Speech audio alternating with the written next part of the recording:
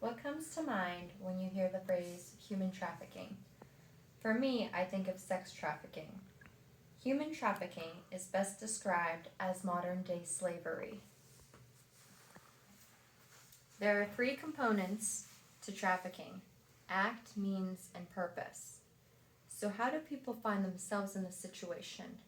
Well, they're recruited, which falls under our act category here, through violence, means category, romantic relationships, false promises of a well paying job, and simply being abducted.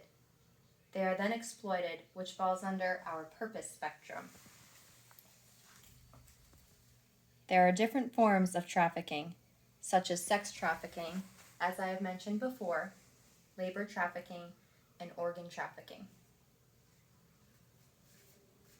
To begin, I'd like to discuss sex trafficking. Sex trafficking occurs all around us, not only in other countries, but right here in the United States. So how and where does this happen? For starters, indigenous populations struggle greatly with sex trafficking because they're politically and economically disempowered. This means that it's easier for traffickers to get a hold of victims because they lack rights and are uneducated. Moreover, employment.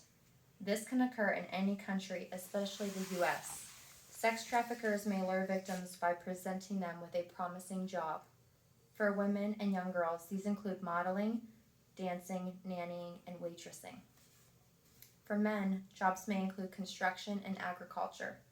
And the last few ways the traffickers recruit victims are simply through romantic relationships and abduction. Now, those two are self-explanatory, and if you haven't seen the movie Taken with Liam Neeson, I strongly suggest it. This movie depicts how easy it was for traffickers to kidnap a man's daughter while on a trip to Paris. Moving on, where can trafficked victims be found? Brothels, massage parlors, strip clubs, escort services, and porn websites. Now, what's scary about this is we know a handful of people around us that watch porn, that go to strip clubs, friends, family, acquaintances. What's scary is they don't realize that some of these people are being forced into this and it's actually not their primary job that they signed up for. Next, another form of trafficking is through labor, or also known as slavery.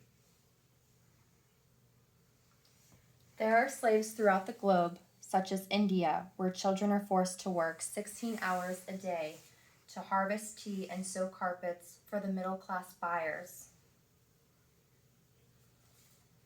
In other areas of South Asia, Africa, and Latin America, there are bonded laborers. These types of laborers are tied to their debt collectors. They are laborers for life, meaning their debts will never be repaid. In America, slaves harvest products such as avocados, onions, and corn. This occurs in California, Texas, the Carolinas, and Florida.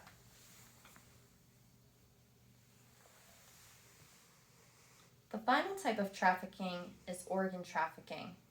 What separates this one from the other two is we're focused on the recruitment and exploitation of people's organs rather than the person themselves.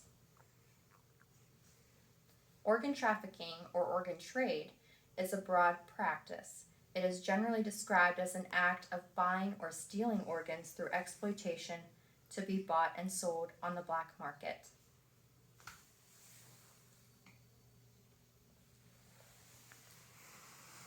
Why does organ trafficking exist? Not only for people to make money, but for people on the receiving end to potentially save their own lives. As illegal as this is, people are waiting for organs and are desperate to get them. An informational source that I found online stated that 80,000 Americans are on the waiting list for a kidney. With that being said, people who are desperate to receive an organ will go to the extreme of finding one through the black market.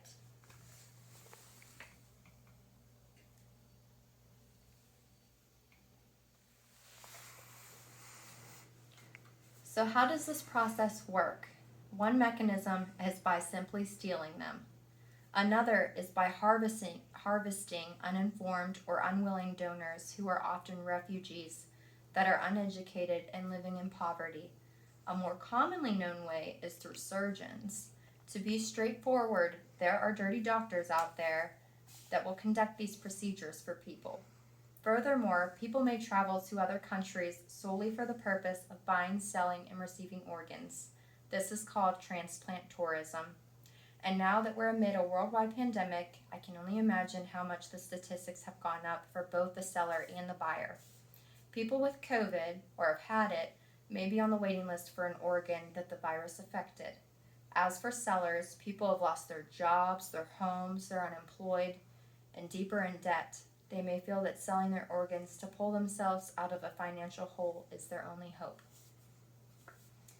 To conclude, today we cover the 3 types of trafficking associated with human trafficking.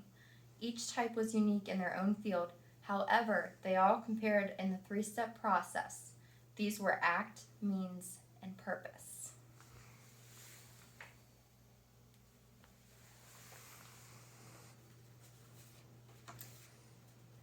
So here I have my format justification. I wanted to design my format in a dark, shady design to set the tone of the presentation, which is more negative than positive. How did I incorporate the ground rules in my format? I kept my slides short and sweet. I used many images to keep the audience entertained, and I included models as my aids. These ground rules were important so that the audience stayed entertained and had a visual of the statistics.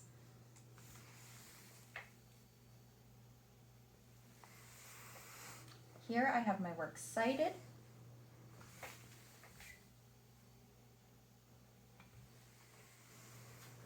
And now I'd like to ask, did you feel more knowledgeable in one form of trafficking than another before listening to this presentation?